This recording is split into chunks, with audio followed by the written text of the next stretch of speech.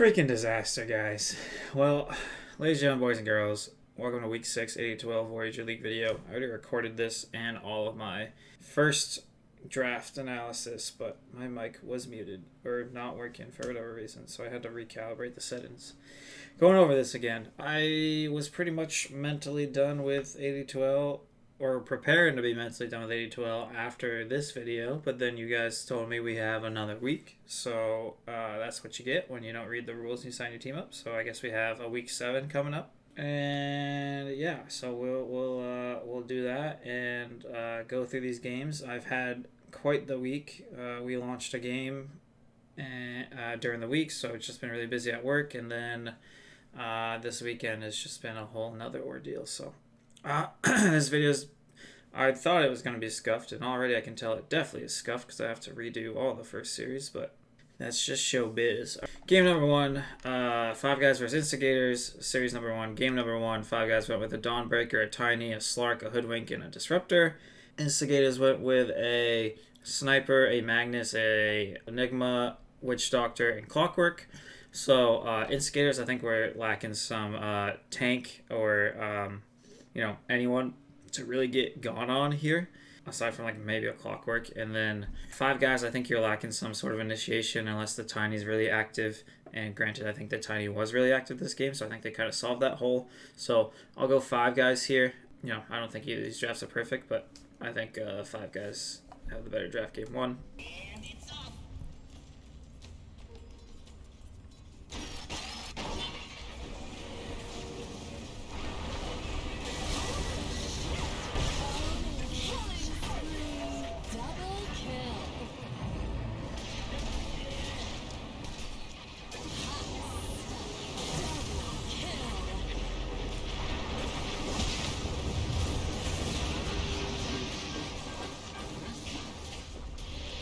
First net bash.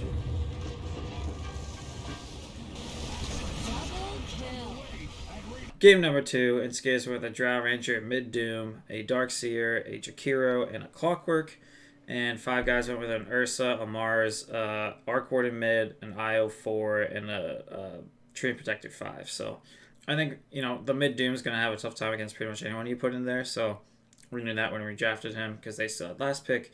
I do think, though, that the Ursa and Arc Warden's a really weird core duo. And I think the IO4 is pretty strange for this draft. Like, there's no tether target or tether ally. So I think InstiGators have the better draft game, too. Yeah, I think 5 guys are just a little bit too greedy.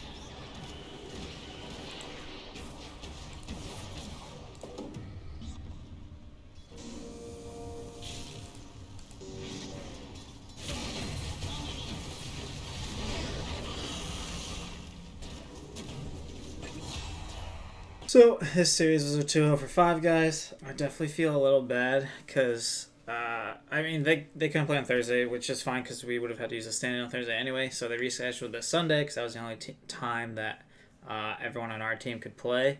But then it was just like, I was hungover. One of my teammates was playing on his laptop at a girl's house. Another one just adopted a puppy on Friday. So he didn't have a lot of sleep and he was like dealing with a puppy.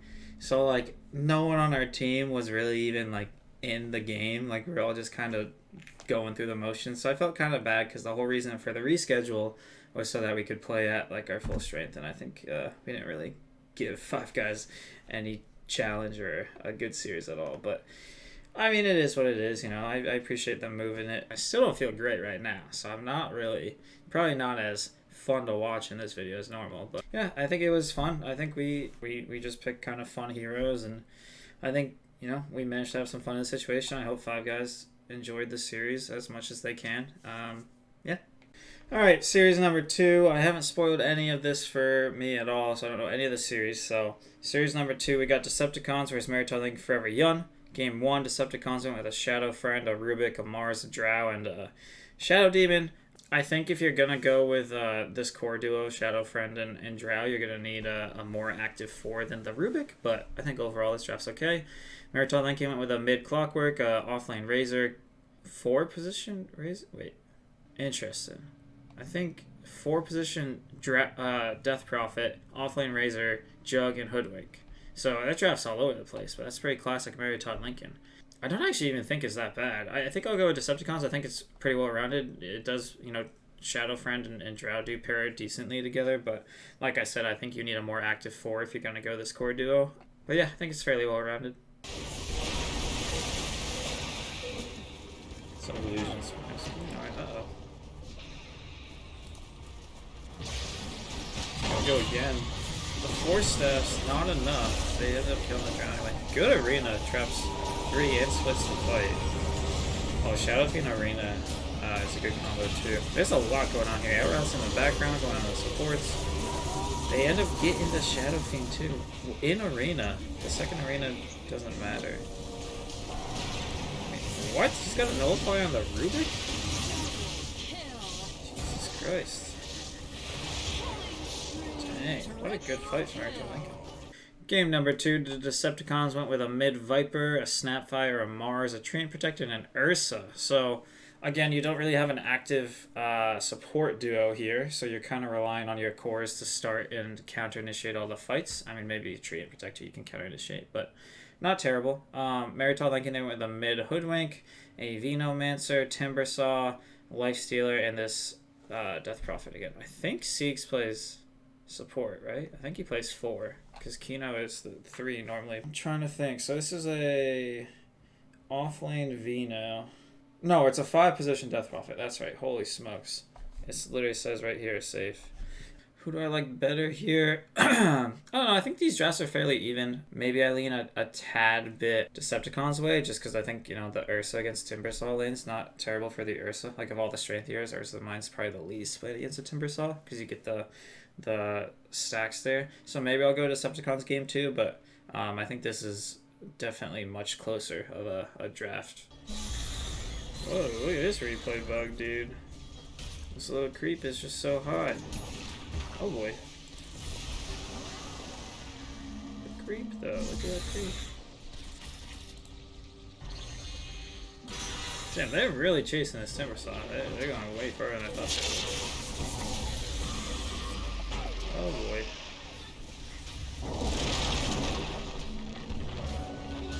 That's an award or something. Dude, that Timbersaw lasted so long. Holy smokes. Oh, this is such a split fight. Oh no. Run. Run, little creep. Oh boy. Oh, I did not know. It looks like it went through that creep, the spear. I did not know that interaction was how that worked. Well, nice. It was a good 1-1 out of that series. Game 1 looked like definitely the best game we've seen so far. Really back and forth. A really tight game up until the end even. Game 2 looks like the Decepticons played really well there and held that advantage. So a good 1-1. You like to see that. You really do. So far, series of the week. We'll see. We got 6 more to go, but really good series out of the 2 teams here. All right, series number 3, we got Sabres versus Boneheads United. Game number 1, we have a 4-position Tusk, Night Stalker, Death Prophet mid, Lifestealer carry, and a Witch Doctor 5. Okay, so pretty good. Sabres, they went with a Centaur Warrunner, this mid Spirit Breaker that they like. Carry Lena, a 4-position Gyro. I know they've picked before in a Graphics Jakiro. Okay, let's see. I don't know. I know this is a bit wonky, right? Because you got a mid Spirit Breaker and a 4-position Gyrocopter. But I don't actually think it's a badly put together draft. I think they kind of cover a lot of their bases. You got supports that want to spam spells in the backline. You got a right clicker with Lena. And then you got 2 points of initiation and tankiness. So I think both these drafts are pretty good. I don't love a 4-position Tusk. I think I've mentioned that in past videos. I like him better mid right now. I think this is going to be a pretty weak lane. I think Death Prophet wins the mid matchup against Spirit Breaker. I guess I'm not really sure. Yeah, I think I'll actually go Sabres game 1. I think this is a pretty good draft. Guess it is nighttime.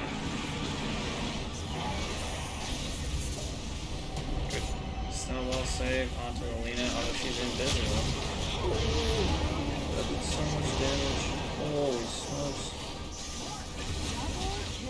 Wow. This is the second game in a row.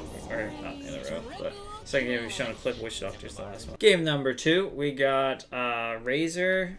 Looks like a offlane Razor, a mid Pudge, a 4-position Tusk, a carry Faceless Void, and a 5-position AA. So, again, you know, you got this 4-position Tusk I don't really like. But, again, I don't think this draft is bad at all. You got 2 really tanky boys. Initiation on Tusk and a Hook or a Chrono. So 3, like, pretty, you know, semi-initiations. I like it. Sabres, they went with a carry Wraith Cane, mid Lena, offlane Death Prophet, 4-position Rico, and a 5-position Witch Doctor. Both these drafts are pretty even. Again, I think both games, all the drafts for both teams were pretty solid. I guess this game I'll go with Boneheads United. Again, I think this Razor's going to have a really good game. My only concern would be the Lena, but because it's mid, I think it'll be fine. Pudge, I guess we'll see. Anyway, yeah, I guess I'll go Boneheads. Oh boy. Oh, I almost missed this.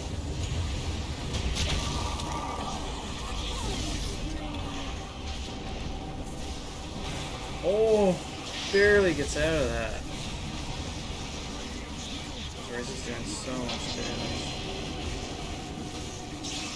Looks like the Ricky was going on the Pudge in the back line. Yeah, sleep on. Oh my gosh. Oh, the Ricky Smoke just gets out. I didn't think he... Did he even use Chrono that fight? Wow.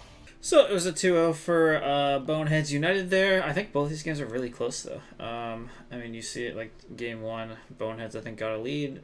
Sabres brought it back a few times, and then Boneheads eventually held out. And then game 2 was really close until that one fight I showed. Just went, I think like the Faceless Void got out barely on a few, and if you kill him that first time or that second time, I mean this fight is so different. But that snowballed the game for Boneheads. So a pretty good series, 2-0, but I think both games are pretty close there. Alrighty, our 4th series, we got the Dingo Boys versus Team Nameless. So game 1, Dingos went with a Undying, a Jakiro, a Lena carry, a mid Tony, and an offlane Underlord. So pretty well rounded. I think you're just missing any initiation. So unless the Tiny's going to be really active, your 4 position doesn't really start stuff, so you're missing that. But Nameless, they went with a Hoodwink, a Pudge, an offlane Viper. Okay, carry Pudge, offlane Viper, mid Morphlane, and a Grimstroke. You don't really have any great parents for the Grimstroke, which is fine. If he's your 5 position, you don't really have to draft around it.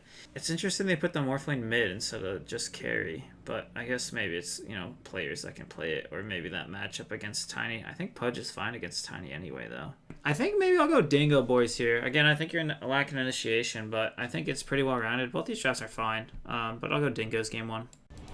This is...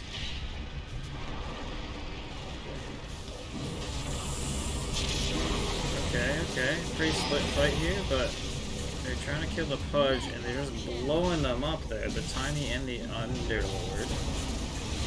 Goes down. Tombstone? That's a red. Oh my gosh, this Viper, dude, it's just...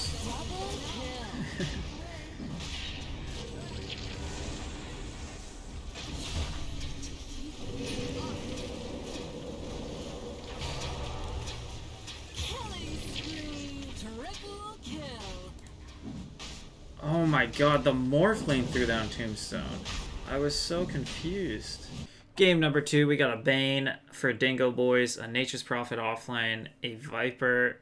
Oh no, Nature's Prophet carry, Viper offlane, mid Bristleback, and a 4-position Pudge. Okay. Definitely an unconventional draft here.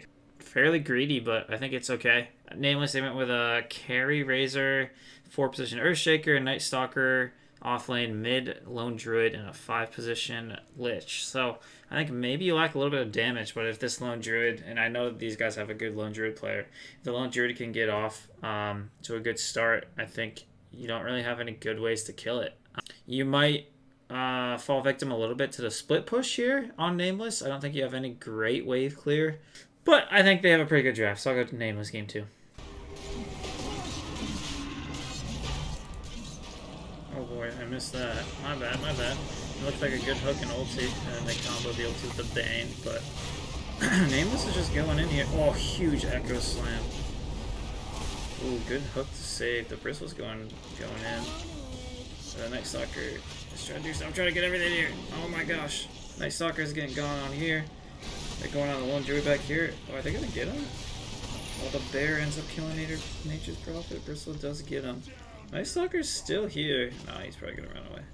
Did they get this Lich now? Oh boy. Yeah. Good fight for the Dingos there. Well, this game was a 2-0 for Nameless, which I think was expected, but was pretty close actually, both games, I feel like. Even like this one team fight pretty much won the game here, and that was at only a 5k net worth lead 35 minutes into the game, and then they won off of it. And then the team fight I showed at 40 minutes, they won off that. So really close game. I think Dingos, played well against a really solid Nameless team. So kudos Nameless, another 2-0. They're doing really well this year, and yeah, it was a really good series. All right, halfway point, 5th series, we got Pettenzu Rejects versus Full Effect Voyager. Game 1, Pettenzu Rejects went with a Vengeful Spirit, a Silencer 5 position, an Ursa carry, a Slardar, and a mid Lina, while Full Effect Voyager went with a Anti-Mage carry, a mid Tiny, Primal Beast, Jakiro, and Rubik as the support duo. So I think this is a pretty solid 4 Protect 1. I think both these guys can initiate if you get the blink early, which he did. So yeah, I think this is a solid on Full Effect Voyager. I think you're lacking some initiation. You literally just have Slardar, Blink, or Ursa, Blink, and Bash. So I think I'll go Full Effect Voyager here. I think it's fine. I don't know if the Anti-Mage is the best here because they have decent pick-off. But yeah, I mean, I think it's still just a decent draft. Oh, man. Okay, so I went the Lina and the Ursa back here. I missed that a little bit, but good counter initiation.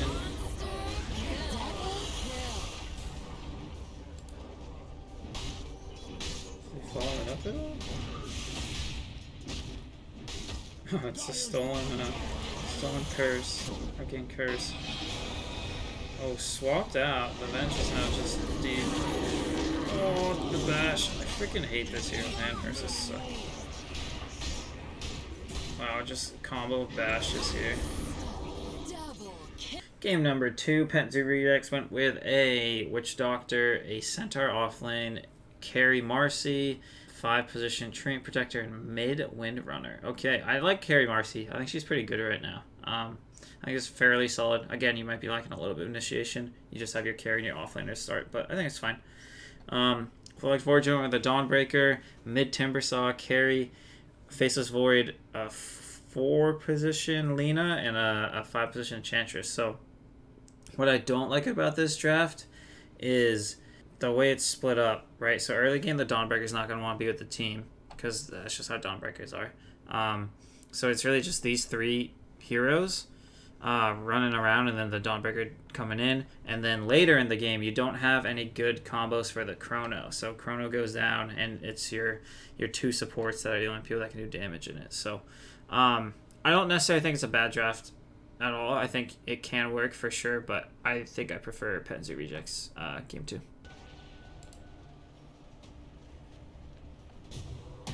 Oh, this dude is so deep, man. Oh, that was a sick Chrono, dude. On a 3. Oh, good stun from the Dawnbreaker there. Huge Tree and Protector ulti, though. Doesn't matter, though. Gonna get him. So this was a 2-0 for PZR. Looked like game 1 was PZR favorite. Did a good job holding their advantage all game. Looked like you just couldn't really snowball with Full Effect Voyager, and I think that's something you need to do with the draft they have. Game 2 was wicked back and forth. It was a sick game. Yeah, I think it was probably a really sick game to watch all the way through. I only saw a few clips of it. But yeah, 2-0 for PZR. Overall, I think, yeah, it was a good series. 2-0, I think, is close. Game 2 closer than you would expect after seeing game 1 and seeing that it was a 2-0. So good job, Full Effect Voyager, to bounce back for game 2. All right, our sixth game of the week, we got Hobbit Hole versus Gensys. Game number 1, Hobbit Hole went with a Shadow Shaman, a Timber Saw, an Axe, a Mid-Timber Saw, by the way, Axe, Undying, and a Drow Ranger. So not a super active support duo, but that's fine because your 2 cores here are really active, and then you have a backline hitter. I think this is a well-rounded draft.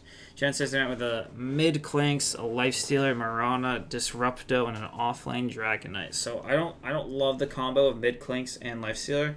I think they both kind of do the same thing, and that's just damage. They both need to farm, so for the first 25 minutes of the game, your draft is Dragon Knight and 2 supports that don't want to be in the thick of it, and they kind of want to sit back and cast spells from afar. So I like Hobbit Hole's draft. I think it's really, really well-rounded overall. I like what they put together here. Team Unrivaled. I haven't seen that in a long time. It's going for the win at 23 minutes. That's kind of crazy. Oh no, he's under 3. Oh, sick disruptor.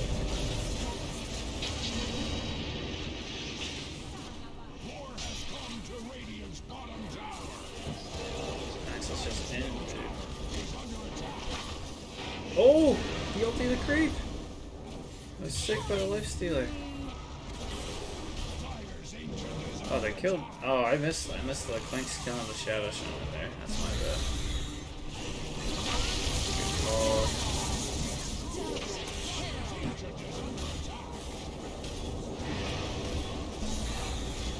Man, this Timber Saw's doing the work, dude. There's not even any trees around, and he's just fucking doing it all.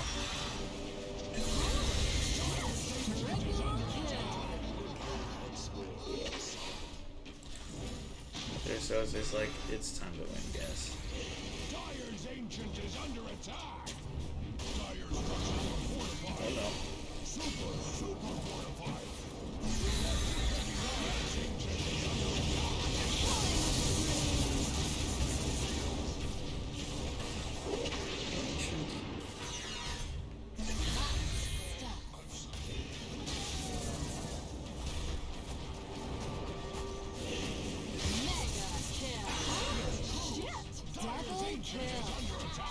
That's got to be a game now for sure. They're still going deep. Yeah, they're sticking. Game number 2, Hobbit Hole in the Mid-Razor, a 4-position Spirit Breaker, an Offlane Centaur, 5-position Shaman, and a Carry Gyro. You don't see a lot of Carry Gyros anymore. Fairly well-rounded. I think your offlane is a little... You just have to snowball with it if you don't... Wait. What? No. Mid-Razor, Carry Centaur, Offlane Spirit Breaker, Support Gyrocopter. No. Carry Gyrocopter, Support. What the heck are these items, bro? I'm so confused. Gensys, they went with an Undying, Earthshaker, Ursa, Sniper, and Mars. So you're going to have a weak offlane, but again, I really like... Oh, I guess this is a mid-sniper, Carry Ursa.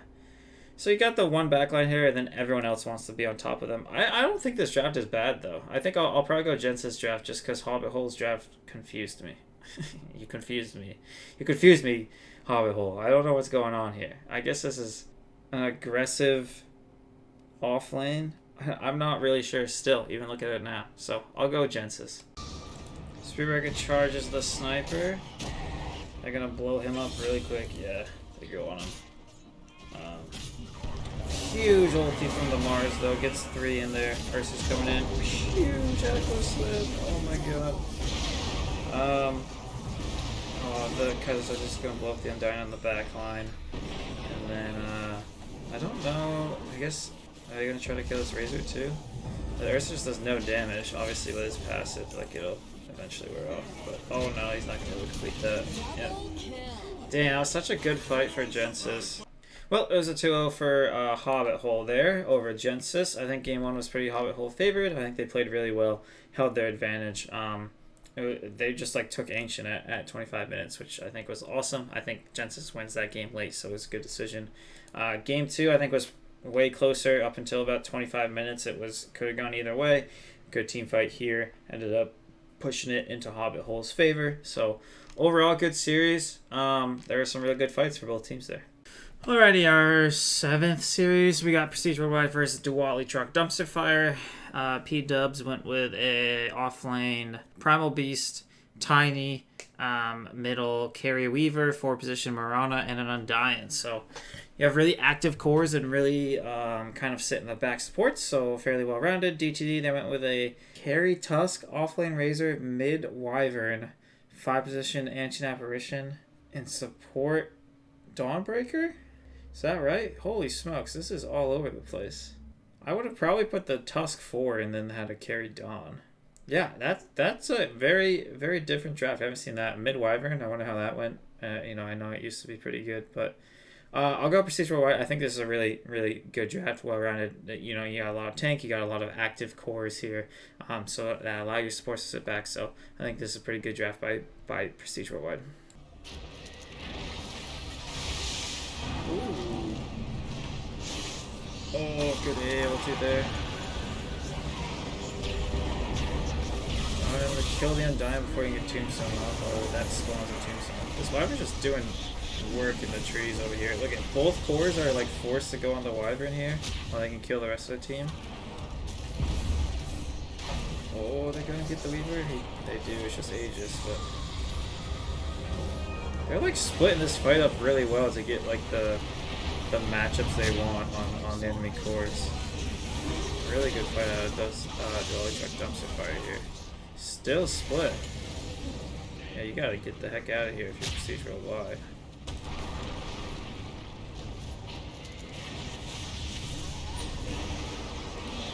How's this fight still going?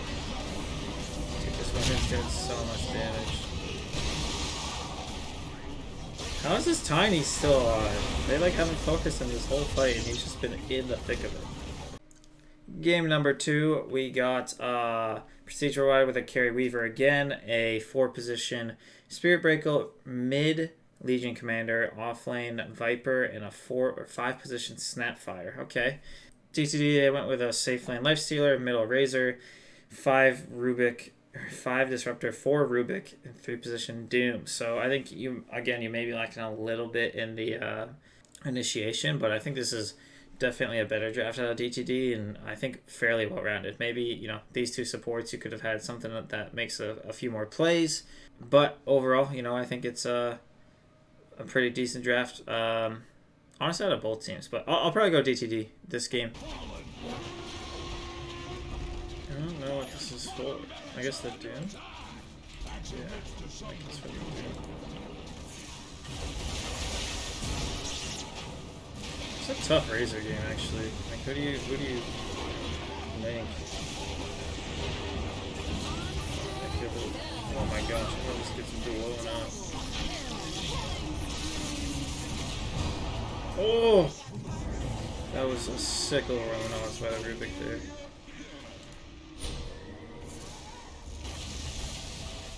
So good. So, I think this is a 2-0 for Prestige Worldwide, if I'm not mistaken. Yep, 2-0 for Prestige Worldwide.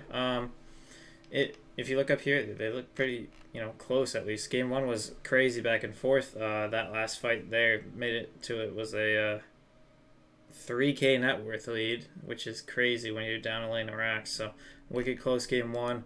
And it was they had like 23 more kills of the other team, and it was still only a 3K. Game 2 was a little bit more Prestige Worldwide favorite. I think they played their advantage really well and snowballed off of a few good fights early game. So overall, good series.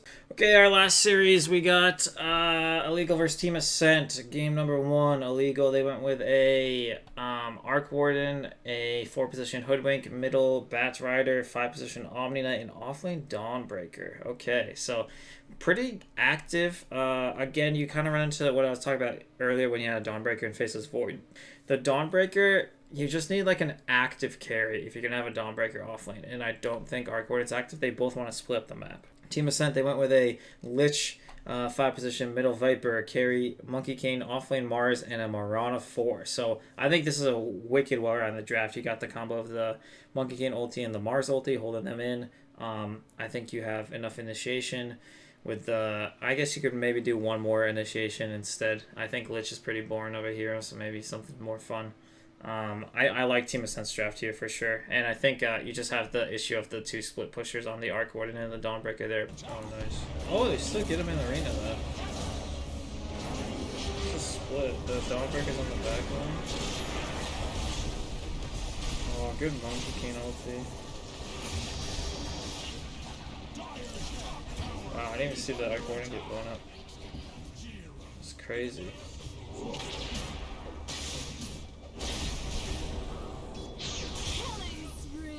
Sanj and Versace.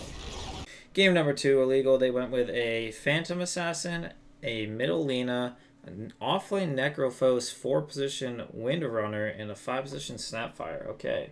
A little bit greedy, I think. Yeah, you have 4 melee. You're only, or 4 range. Your only melee is PA. Team Ascent there with a Lich again. Dude, there are more fun heroes out there. You don't have to play Lich. Middle Tiny, Carry Spectre, 4-position Marana, and offlane Tidehunter. I think this is a little bit more active of a draft than what illegal has. I just don't love the 4 ranged, and I know Necro's kind of a tanky boy. I think it's pretty good against Spectre, to be honest, because even if you get Spectre low with Lina or PA, you can really blow up anyone on the other team, but that's your whole team fight. So I'll go Team Ascent again. I just don't really like the 4 range, and your only melee is a hero that doesn't want to show up for the first 25 minutes of the game because they want to farm. So I think I'll go Team Ascent.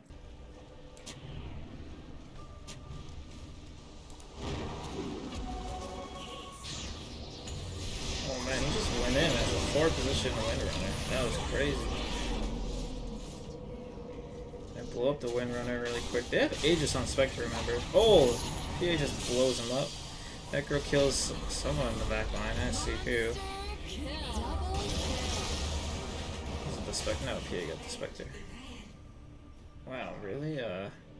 Split fight there. Oh, the Snapfire doesn't knock it out. They must have a ward. Yeah, they got the ward there that saw her, unfortunately. So 2-0 for Team Ascent over illegal there. I think that is the opposite of what I predicted, so that is super cool to see. I think it's been awesome what Team Ascent's done this year. I think they started off a little bit lower, and they've just kind of just worked their way up this whole time. So really cool to see. I think both these games were pretty close from what I saw. You know, one or two fights really determined it, and then Team Ascent was able to hold on. So yeah, a really good series, honestly. Really cool to see. I love when teams show up and play really well like this. So good job. Alrighty, that wraps up our games here. I went ahead and updated all of the rankings here. The schedules moved around the ranks.